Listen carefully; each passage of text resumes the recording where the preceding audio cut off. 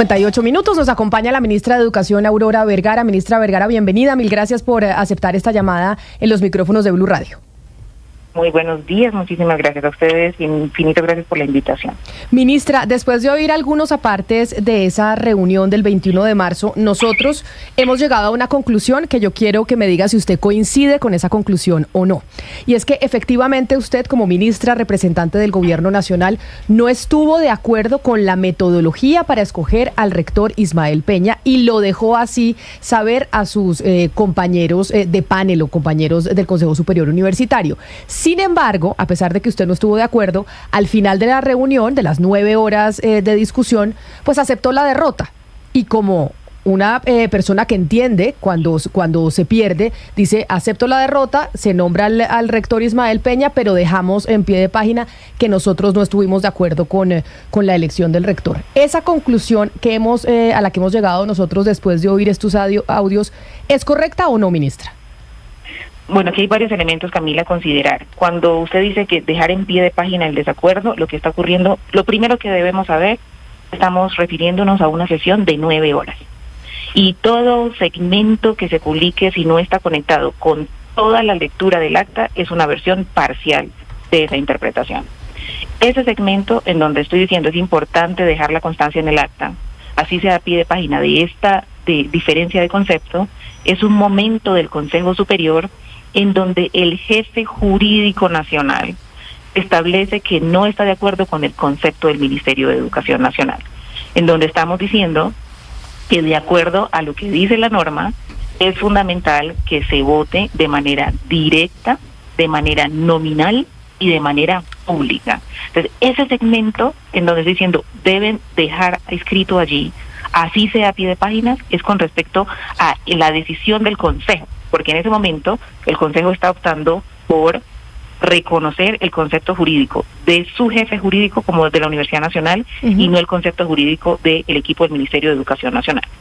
Claro, ministra, pero como en el audio se escucha que hubo un error en la cédula del profesor Ismael Peña y la secretaria hace una pregunta a todos los presentes de si están de acuerdo con la elección o si hay alguna objeción y nadie presenta una objeción, usted tampoco, y dice si eso se puede subsanar el tema de la cédula, pues lo firmaremos después. Se sobreentiende, que es la discusión jurídica que tendrá que evaluar el Consejo de Estado, que sí hubo decisión de elección del rector y por eso, entendiendo que son 9 horas de grabación a las que nosotros no hemos tenido acceso, sino simplemente a unos fragmentos, es que le pregunto que si la conclusión a la que hemos llegado es certera, y es que usted no estuvo de acuerdo en el proceso, pero sí aceptó que la derrotaron en la elección del rector Peña.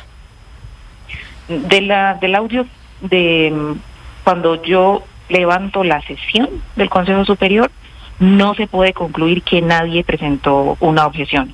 Los dos elementos no se pueden correlacionar de esa manera porque, por ejemplo, en ese audio no se manifiesta la interacción que hay entre los consejeros ni las posiciones que establecieron en ese último momento con respecto a cómo se le comunicaba a la universidad sobre la decisión que se acaba de tomar. En ese mismo segmento donde se extrae ese audio, hay también varias posiciones de diferentes consejeros que no se revelan en ese audio. Entonces es importante saber que de ese audio no se puede derivar esa conclusión.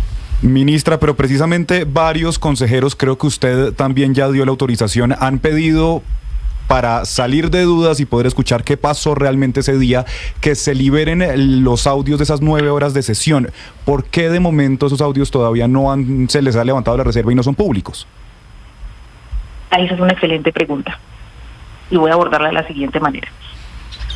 Cuando, como presidenta del Consejo Superior, establecí, recomendé y propuse mi voto que el Consejo Superior debía ser público y no dejar ningún elemento confidencial, era para evitarle a la ciudadanía de la comunidad esta situación. Todo funcionario público, y en este caso un órgano de gobierno como un Consejo Superior, sabe que tiene un principio que cumplir, así lo dice la Corte Constitucional, y es el principio de la transparencia y la publicidad. Si el Consejo Superior hubiera votado en su momento, hubiera aceptado votar de manera pública, dejar el acta de manera pública, no estaríamos en estas circunstancias. Luego, como lo establece la documentación correspondiente, 5 consejeros firmaron para que no se revelaran los contenidos de la sesión. Ahora es muy singular que justo algunos de esos consejeros que en su momento remitieron cartas diciendo que no se debía publicar la información, ahora sí estén liderando la solicitud de la publicación de esa sesión. Entonces aquí deben saber que nuestra posición como gobierno nacional desde el primer momento ha sido cumplir con la norma, de cumplir con las sentencias que establecen que las actuaciones de un Consejo Superior deben ser transparentes y públicas.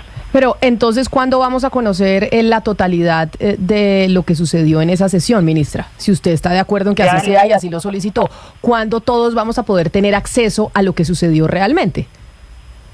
La universidad ya debe tener lista la última versión del acta, como en todos los casos. Esta es la única acta que ha tenido esta situación de ser anonimizada. Entonces ya la Secretaría General debería, en cumplimiento con la norma, publicar a la ciudadanía para que se pueda leer el contenido de toda la sesión. Ministra, esta pregunta se la han hecho en múltiples oportunidades y yo sé que usted está en una situación muy incómoda y por eso no quisiera ponerla en otra situación incómoda. Sin embargo, se aceptó en su momento, después de esa sesión del 21 de marzo, que hemos conocido solo a partes de esa discusión, se aceptó expedir un comunicado oficial en el que se indicaba que Peña había sido el rector elegido. Y asimismo, se leyó en los audios o en los apartes que tenemos, se leyó una resolución y todos estaban de acuerdo en que esa era la resolución adoptada en la forma en que el Consejo había decidido la elección de Peña como rector. ¿Por qué, si en lo que se conoce hasta el momento y en estos pequeños fragmentos del audio se ve que el gobierno lo aceptó, por qué después se echó para atrás? No, allí no se puede concluir eso. Y voy a plantear tres evidencias de la razón, tres evidencias de por qué eso no se puede concluir de esa manera. Lo primero es que en este momento de cierre, con las discrepancias, era importante comunicar. Nuestra obligación es comunicarle a toda la universidad qué fue lo que sucedió. Entonces hay un acuerdo en función de explicar qué ocurrió y anunciar los resultados de la votación. Entonces eso es en efecto el propósito que cumple ese comunicado. ¿Por qué eso es importante y por qué salió de esa manera? Porque antes de sentarse a la sesión del Consejo, 5 de 8 consejeros anunciaron su voto por Leopoldo Múnera. 9 horas después, el resultado es 5 votos por un candidato diferente. Entonces el comunicado debe explicarle a la universidad qué ocurrió. Esa es la obligación de un Consejo Superior. Si toma una decisión, debe explicarla. Pero no se puede concluir que el gobierno nacional estableció una posición diferente por la siguiente razón. Primero, yo solicité que el acta debía reflejar por lo menos mi posición.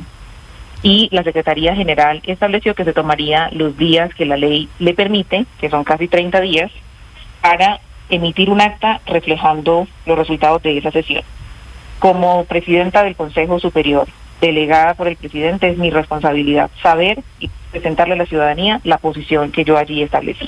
Ese fue el primer punto. El segundo punto fue que en el marco de ese proceso, en el curso de esa situación, el profesor Elmial Peña solicitó al gobierno nacional ser posesionado en la sede de la Universidad de Tumaco. Nuestra obligación como gobierno nacional, cuando recibimos esa petición, era primero responderle a los estudiantes de Tumaco que presentaron una denuncia por falta de atención y de entrega de la sede de la Universidad en Tumaco. Entonces estábamos en el curso de esa investigación, porque establecimos ese compromiso con los estudiantes para que en cumplimiento con nuestra política Universidad en tu territorio pudieran recibir los recursos necesarios para terminar esa sede.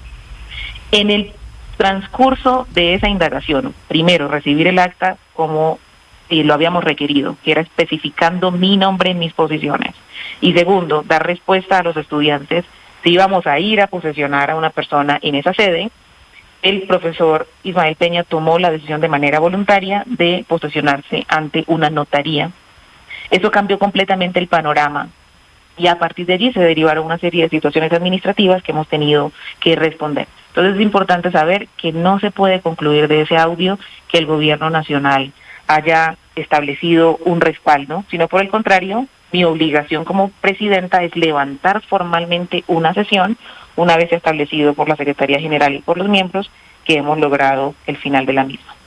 Como lo hemos dicho desde ayer, ministra, hasta que no conozcamos pues el país entero, las 9 horas de discusión y qué fue lo que pasó, pues no se va a poder tener pues realmente una noción de quién tiene la razón, porque aquí estamos frente a las declaraciones de unos miembros del Consejo Superior Universitario y de otros miembros. Usted dice que se va a dar a conocer el acta, y el acta en su totalidad es importante, pero ¿el audio cuándo?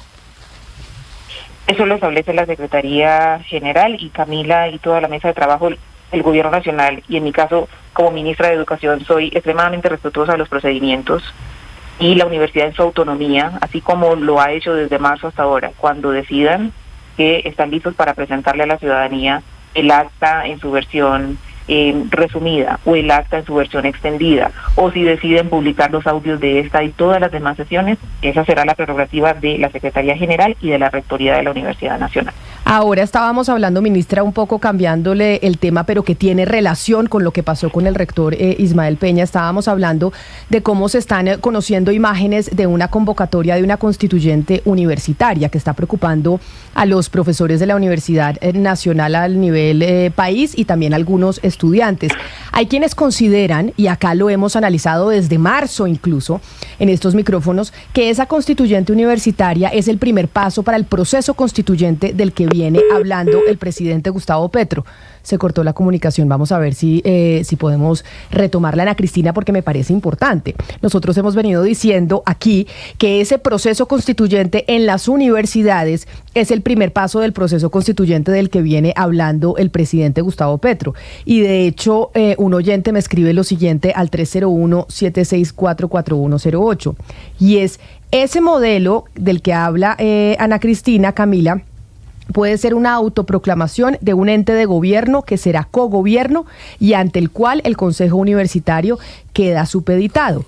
Sería armar un mecanismo de elección por categorías de representación por fuera de la normativa y dándole así poder para decidir y gobernar.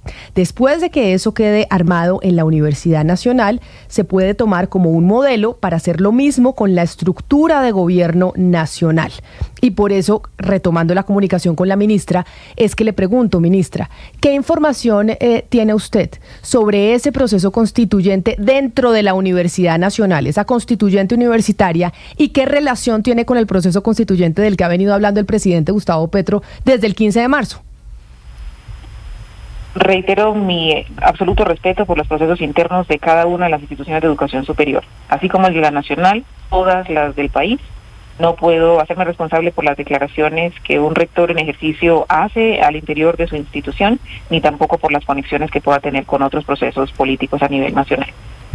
¿Pero usted está de acuerdo con una constituyente universitaria como ministra de Educación y como experta en la materia? No conozco el contenido, Camila, de la propuesta del rector de la Universidad Nacional, y cuando él la presente oficialmente ante el Ministerio de Educación Nacional, la estudiaremos como cualquier proyecto que nos llegue de alguna institución de educación superior. Ministra Vergara, la reunión de la que estamos hablando, los audios, fue el 21 de marzo, es una reunión que tuvo lugar el 21 de marzo. Después saltamos al mes de mayo, cuando usted se declara impedida por usted haber estado presidiendo el Consejo Superior Universitario, y entra como ministro ad hoc el ministro de Cultura, Juan David Correa. Yo le quiero preguntar por ese mes, pues todo ese mes de abril que estuvo en la mitad, pues lo primero es por qué se declaró impedida, digamos, después de tanto tiempo, y durante este mes, qué tipo de conversaciones tuvo con el presidente, y si usted considera que hubo algún tipo de presión que usted considere, pues no indebida, pero algún tipo de presión que haya recibido durante ese mes entre que fue la reunión y que usted se declara impedida. La razón por la que me declaro impedida es porque la norma así me lo exige. Como yo lideré y presidí un consejo superior en el que se tomaron una serie de decisiones que han sido investigadas y deben ser investigadas por las autoridades correspondientes, yo no me puedo investigar a mí misma, y una de las funciones del Ministerio de Educación Nacional es ejercer la inspección y la vigilancia. Y en el marco de las decisiones que allí se tenían que sostener, yo lo que procedía era declararme impedida. Es importante saber lo siguiente: Yo no he recibido ningún tipo de presión y antes, por el contrario, la gran lección que he recibido del presidente de la República es actuar siempre en derecho. Y en ese sentido, como presidenta del Consejo Superior, era fundamental apartarme de las decisiones, cumplir como lo establece la ley de inspección y vigilancia con la asignación de un ministro de Educación ad hoc. Por eso presenté ante la instancia del Consejo de Ministros mi impedimento, fue aprobado, fue elegido como ministro de Educación ad hoc el ministro de Cultura y procedió con una solicitud muy específica. La solicitud que hizo fue que el Consejo Superior se sentara a sesionar. En ese mes, en múltiples momentos, el Consejo dejó de sesionar porque algunos de sus consejeros rompieron el quórum, y la petición que hace el ministro en esa instancia es: el Consejo debe sesionar, debe tomar una decisión y debe garantizar que la institución de educación superior cierra el calendario académico, le responde a los estudiantes de las regiones que están pidiendo que se continúen con sus procesos de formación. Eso fue lo que ocurrió en ese momento, en ese mes de transición, y luego cuando el Consejo logró sesionar nuevamente, se tomaron las decisiones que ahora el país conoce. Claro, ministra, pero y a propósito de esa pregunta de mi compañera Ana Cristina, que nos devuelve al tema de la sesión y de lo que pasó con la elección del rector Ismael Peña, usted se declara impedida para investigar, pero usted también como ministra tiene otra función, que es presidir el Consejo Universitario, y eso usted también dejó de hacerlo, y el ministerio pues cumple las dos funciones. No solo ser representación del gobierno nacional, sino presidirlo. Entonces ella estaba impedida, usted estaba impedida para uno, pero no para la otra. Y usted decidió no presidir tampoco el Consejo Universitario, donde se nombró al nuevo rector, al doctor Múnera. Y la razón es la siguiente: porque de manera autónoma el Consejo Superior Universitario pactó unas fechas de reunión que coincidieron con otras obligaciones de mi cargo. Una de ellas, presentarme ante la Corte Constitucional para rendir cuentas de nuestro cumplimiento de la sentencia que estableció el estado de cosas inconstitucional. Entonces debía cumplir con esa obligación, y como yo no voy a imponer nunca una fecha de reunión para que se someta a mi agenda, respeté la decisión del Consejo Superior Universitario y delegué al viceministro de Educación Superior para que cumpliera esa función. Es importante que ustedes sepan que históricamente el Consejo Superior de la Universidad Nacional ha sido presidido por el viceministro de Educación Superior, o en su momento, como fue mi caso, por la viceministra de Educación Superior, que también de manera sistemática presidía ese consejo en funciones de viceministra. Y después, otras fechas coincidieron con eventos del Ministerio de Educación Nacional que también exigían mi presencia. Casos como la transición del modelo de salud de los maestros y la deliberación de la ley estatutaria en el Congreso. Claudia, esta noche, si no me equivoco, hay Consejo de Ministros. Hay Consejo de Ministros y el presidente Gustavo Petro pues ha anunciado que puede haber revolcón, o que habrá revolcón en el gabinete ministerial. ¿Usted sabe la hora exactamente del Consejo de Ministros, en donde obviamente estará la ministra Aurora Vergara? No sé la hora, Camila, pero lo cierto es que pues después de que el presidente hizo este anuncio de que va a haber un cambio en el gabinete, y además dijo no va a ser ya ese gabinete de unidad y de coalición, sino que va a gobernar con la gente, digamos, sus propias tropas, pues los análisis apuntan a que entre las personas que saldrían está la ministra Aurora Vergara, porque el presidente no estaría contento con el hecho de que la reforma a la educación haya generado pues lo que ha generado de parte de FECODE, y además pues con todo esto que se ha generado alrededor de la designación del rector de la Universidad Nacional. Por eso quiero preguntarle a la ministra Aurora Vergara si ya usted ha recibido alguna información del presidente en el sentido de que debe dejar el cargo, o pistas por lo menos, y cómo se siente respecto a que la evaluación que se hace de usted sea en este sentido. No he recibido ninguna información al respecto y ya esperaremos la deliberación del Consejo de Ministros. Todo funcionario público debe estar siempre dispuesto o dispuesta a recibir las decisiones de quien lidera la institución para la que trabaja, y en coherencia con eso acataré los resultados y la decisión que el señor presidente de la República así establezca. Y hablando precisamente de los resultados, entendiendo, ministra, que ya se tiene que ir esta mañana, o digamos que el ministro de Salud ha dicho ayer cuando estaban en la moción de censura en el Congreso de la República que él no era el responsable de lo que estaba pasando con el sistema de salud de los profesores, que es como ese modelo que empezaron a utilizar como un piloto para el sistema de salud que quiere implementar el gobierno para el resto de los colombianos. Eso que fue un desastre, porque usted pues lo conoce el país. Dijo el ministro de Salud, Guillermo Alfonso Jaramillo, que él no era el responsable, que los responsables eran el Ministerio de Educación, el FOMAC y la Fiduprevisora. ¿Usted qué responde ante eso? Ante que un compañero de gabinete diga que desde el Ministerio de Educación son los responsables del desastre de lo que pasó con el sistema de salud de los profesores. El nuevo modelo de salud del magisterio colombiano es el producto de un acuerdo entre el gobierno nacional y el magisterio colombiano. En el consejo directivo del FOMAC tienen asiento 3 ministerios y 2 delegados de SECODE. De la misma manera, con todo el ejecutivo se deliberó por más de un semestre en las condiciones en las que se debe garantizar la salud de las y los maestros colombianos. En esa transición tenemos el compromiso de garantizar que se cumple lo acordado y que ese modelo de salud refleja la petición del magisterio colombiano. Los retos y los desafíos que se están enfrentando en esta transición deben ser abordados con la mayor responsabilidad de todas las personas involucradas, porque aquí debemos poner en el corazón y en el centro de toda la gestión el bienestar de las maestras y el bienestar de los maestros y sus familias. Esa es la manera como estamos abordando esta transición. Esperamos que la Fiduprevisora siga fortaleciéndose con más personal, con más equipos en las regiones, que las entidades que tienen los contratos de salud avancen en el fortalecimiento de sus capacidades para que lleguen los medicamentos a todas esas regiones y que esta transición se pueda superar lo más rápido posible. Ministra, a propósito del magisterio, FECODE insiste en que hay que hundir el proyecto de ley estatutaria de educación, a pesar de que el gobierno ya presentó unos cambios al articulado. ¿Qué va a hacer el ministerio, qué va a hacer el gobierno ante esta situación? Porque ya son pues muchos días y miles de niños siguen perdiendo clases.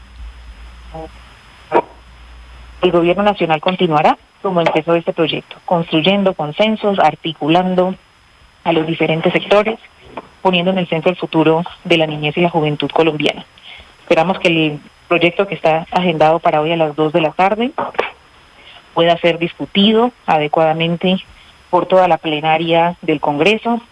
Esperamos que FECODE, como gran sindicato colombiano, pueda sentir un Congreso que escucha sus peticiones y que reconoce la importancia de dignificar la labor docente, y que este capítulo de la historia nos permite delinear la ruta hacia un futuro de educación de calidad y pertinencia. Les doy las gracias por la oportunidad de esta conversación y les deseo un gran día. Muchísimas gracias, ministra Aurora Vergara, por regalarnos todos estos minutos en medio de esa discusión que se está llevando a cabo en el Congreso de la República sobre la reforma